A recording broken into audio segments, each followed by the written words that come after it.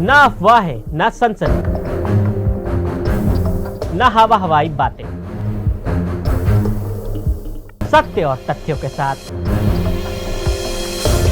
खबरों की तह तक।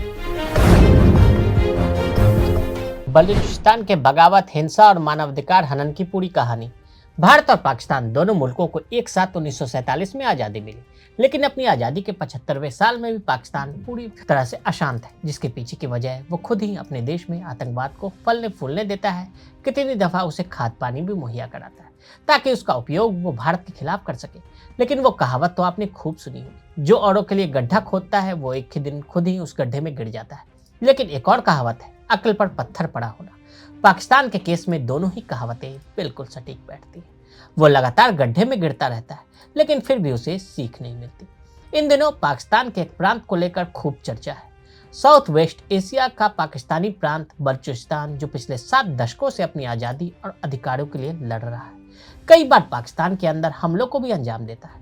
1947 के बाद से आज तक पाकिस्तान के सबसे बड़े प्रांत बलूचिस्तान को सबसे तनावग्रस्त इलाका माना जाता है। मुट्ठी भर भारतीय कश्मीरी मुसलमान पाकिस्तान के बहकावे में आकर अलगाववाद की बातें करते हैं और कश्मीर को स्वतंत्र करने की आवाज़ उठाते हैं, तो बलूचिस्तान के बलूची और पख्तून भी अक्सर पाकिस्तान से अलग होने की मांग उठाते रहते हैं और भारत द्वारा बलूचिस्तान का समर्थन भी किया जाता रहा है। बलूचिस्तान का मसला क्या है? बलूचिस्तान का 760 किलोमीटर लंबा समुद्र तट पाकिस्तान के समुद्र तट का 2/3 है। बलूचिस्तान की आबादी 1.3 करोड़ है। आर्थिक रूप से सबसे पिछड़ा है। बलूचिस्तान गरीबी दर में सबसे ऊपर है। बलूचिस्तान अंग्रेजी शासन में बलूचिस्तान में 4 राज्य थे। कलात ने पाकिस्तान में विलय से इनकार कर दिया और कलात की बगावत पर जिन्ना ने सेना भेज दी थी। बलूचों की बगावत को कुचलने के लिए पाकिस्तानी सेना ने कई बार सैन्य हमले किए।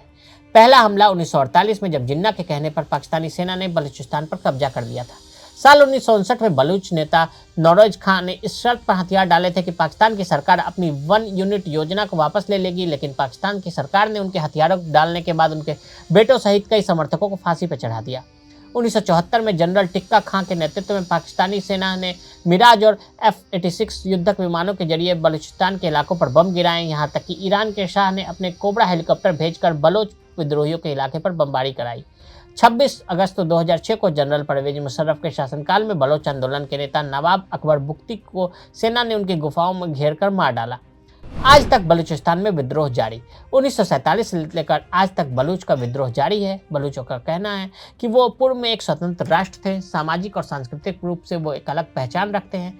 पाकिस्तान ने कलात के खान से बंदूक की नोक पर विलय करवाया। आज बलूचिस्तान में हजारों बलूच लड़ाके पाकिस्तानी सेना के खिलाफ लड़ रहे हैं। बलूचिस्तान के लोग चाहते हैं कि भारत मामले में दखल दे, जिस तरह से उसने बांग्लादेश के मामले में किया था। नरेंद्र मोदी द्वारा बलूचिस्तान का जिक्र आने के बाद भारत ने अपनी रणनीति बदली। इससे बलूच लोगों में एक बार फिर से आशा जगी है। वो भारत की मदद से अपना हक पा सकेंगे और आने वाले दिनों में पाकिस्तान को एक और बंटवारे से रूबरू होना पड़ेगा। अगर आप भी लेना चाहते हैं देश दुनिया की तमाम जानकारी, तो आज ही सब्सक्राइब करें हमारे चैनल को। साथ ही नीचे दिए बेल आइकन को जरूर दबाएं ताकि हर अपडेट आप तक पहुंच सके।